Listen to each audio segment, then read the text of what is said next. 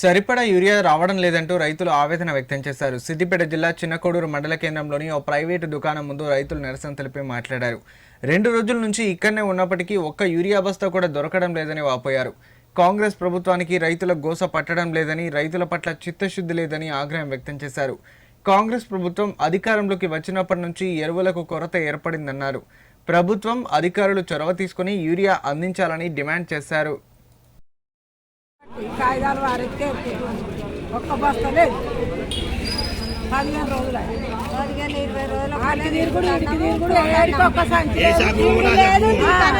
20 రోజులు నాటేసి మందు బస్తలేదు. మందు లేక చేసిన కట్టమంతా అడుగులు మాడ పెట్టుకొని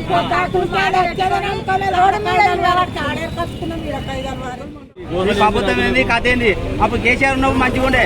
ఈ ప్రభుత్వం సెలవులు వచ్చిన కానీ మొత్తం కోస అవుతుంది. ఒక్క బస్త ఇస్తలేరు. పొద్దుగాలు వచ్చినామంటే మబ్బులా ఇవరు కూడా బస్తలేవు, ఏం లేవు. కొట్లాడవుతుంది, గోస అవుతుంది, రామ గోస అవుతుంది. ఈ పాశ్చాత్తు కాదు, మాకు తెలంగాణ రావాలి.